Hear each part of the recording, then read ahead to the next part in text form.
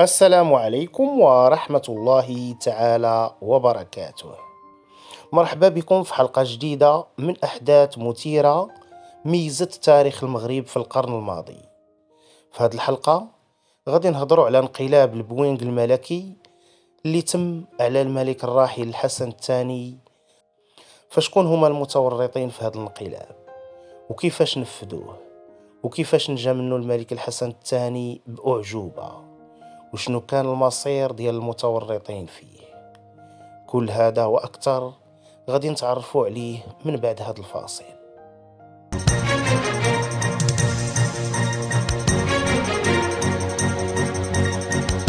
سنة 1971 في واحد المقصف صغير داخل القاعدة الحربية الجوية في القنيطرة، كانوا الضباط الطيارون الشباب متحمسين بزاف وحاسين براسهم بأنهم ممكن يديروا أي حاجة بغاو في هذه البلاد ويطوروا على الوضع ويصنعوا التغيير.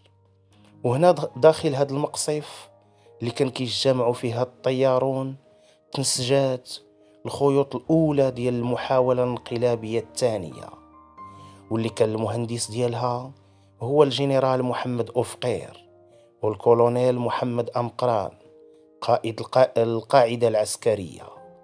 ونفذوها ضباط اللي تم التغرير بهم وحتى كانوا في السماء عاد علمهم أنهم بصدد القيام بانقلاب ضد الملك، وتما ما لقاو ما يديروا غير يكملوا على الخدمة ديالهم ونخارطوا في المحاولة، لأنه كان يهيمن عليهم الذعر والخوف من عصيان أوامر مهندسي هذا الانقلاب. أحمد الوافي كان من بين هؤلاء الضباط اللي لقاو راسهم دون سابق إنذار في قلب عملية البوينغ الملكي، باعتباره رئيس العمليات في القاعدة العسكرية في القنيطرة، حيث غيتغير كل شيء ابتداء من نهار 16 غشت 1972.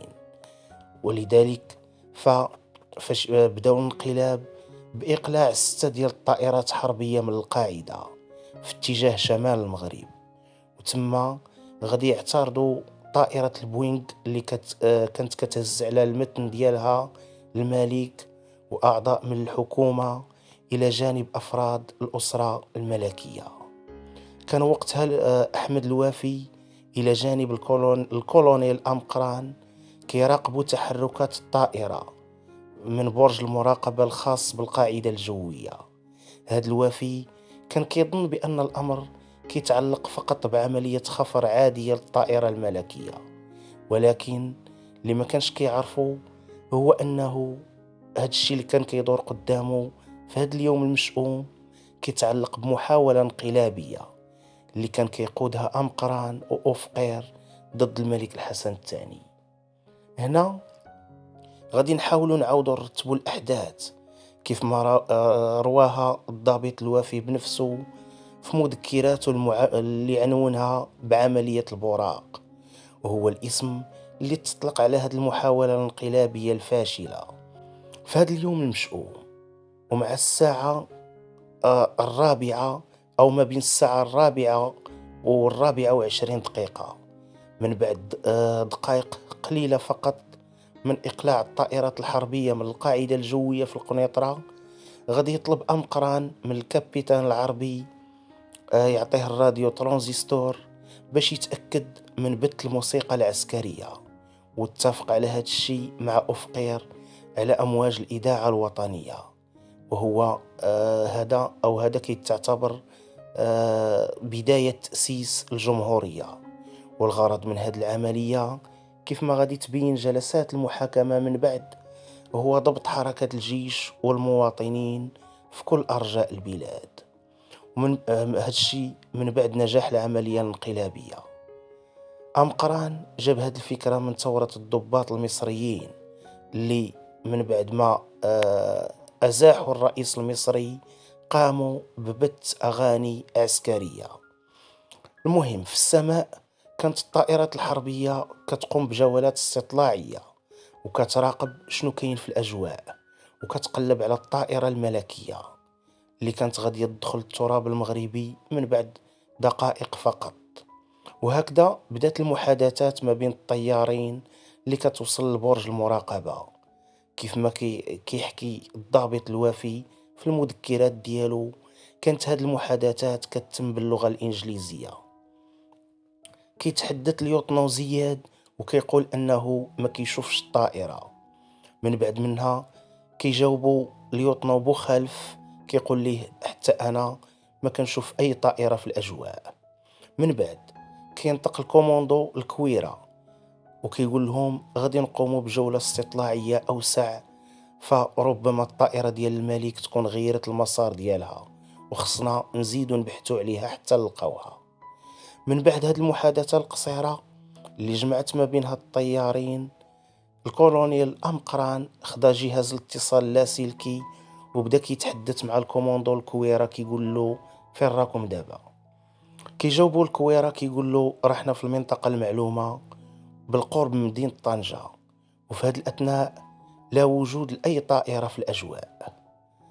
كتوصل الساعة للربعة، ما بين 24 دقيقة و4 و25 دقيقة. شنو غيوقع في هاد ال5 دقائق؟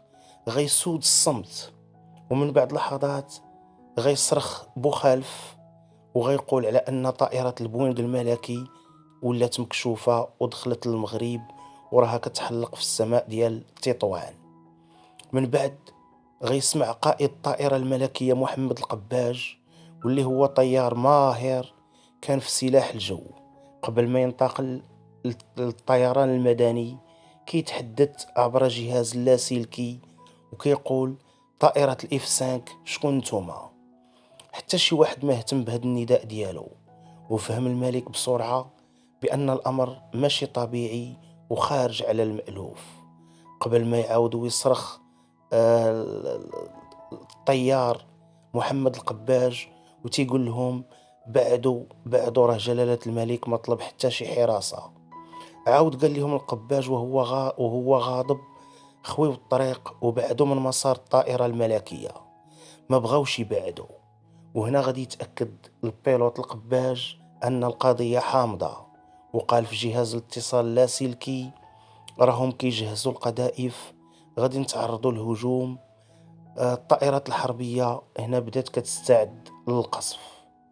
هاد الكلمات ديال قائد الطائرة الملكية كانت كتوصل بشكل متقطع في برج المراقبة، وكيقول الضابط الوفي أنه دخل في حالة ذهول ورعب، وأمقران كان كيتحرك في المكان في القاعدة الجوية في القنيطرة وغير قادر باش يتحكم في نفسه.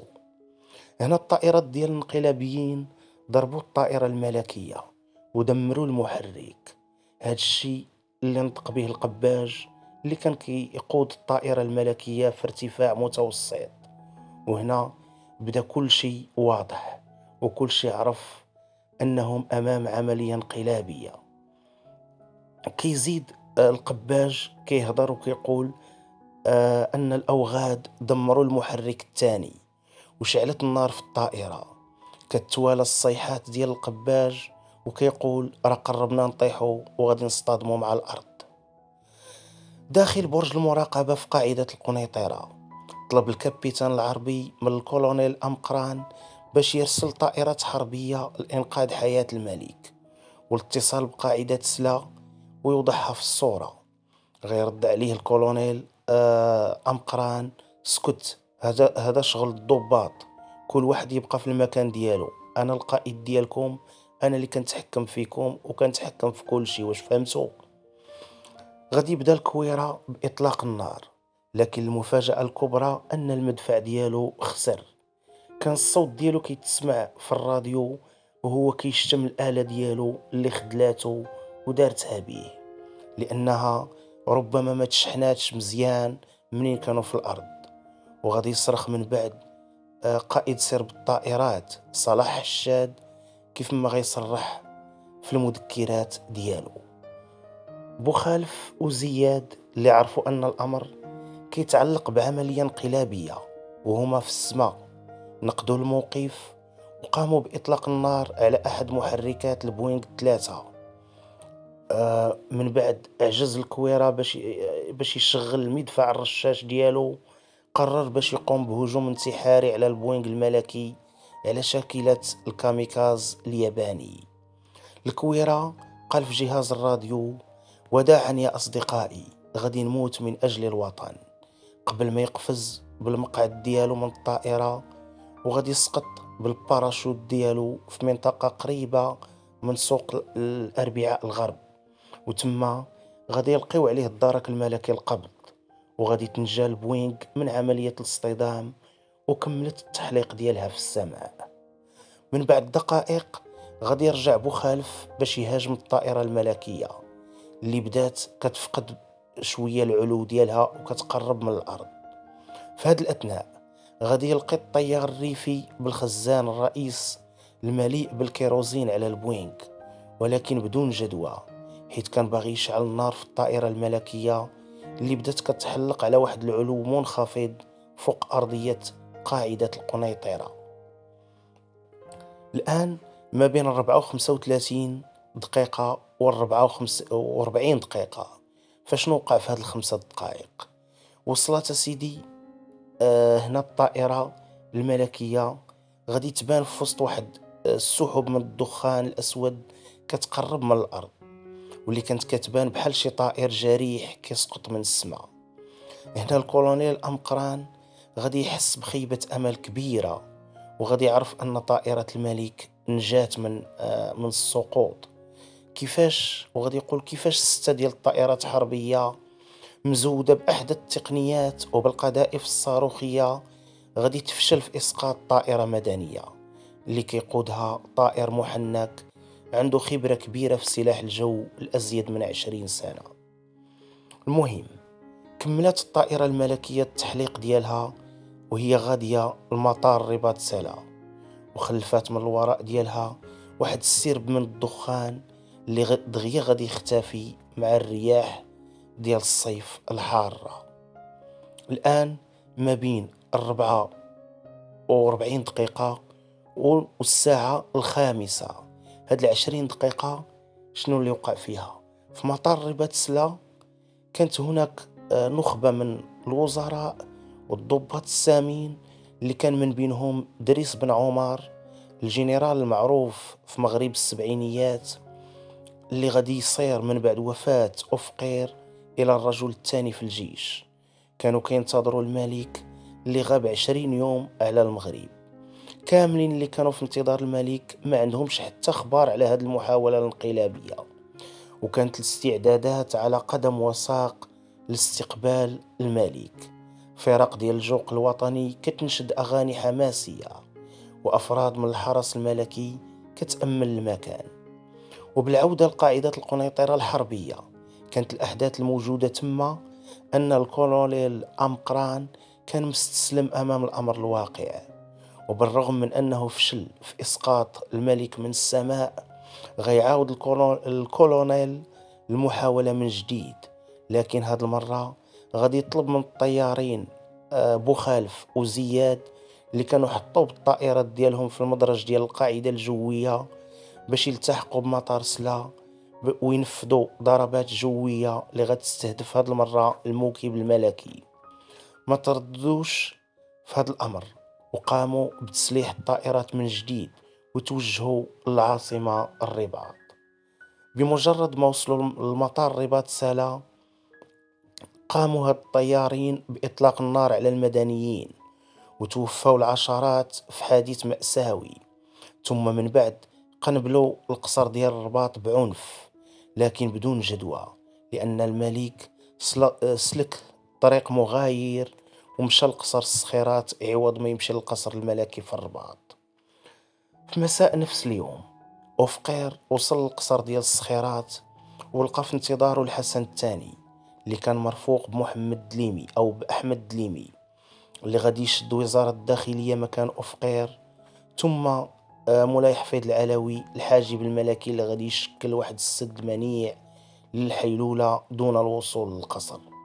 المهم، هذه المحاولة الانقلابية انتهت بواحد الفشل ذريع، والشي اللي دفع بالكولونيل أمقران باش يطلب اللجوء السياسي في جبل طارق اللي كانت تابعة لبريطانيا من بعد ما غادر المغرب، من بعد ما نجا الملك الراحل الحسن الثاني، لكن غادي يتم تسليمه للمغرب. واعترف أمام المحكمة أنه حاول القضاء على الملك وتآمر على النظام. آه، آه، وكانت الأحكام ثقيلة ونهائية.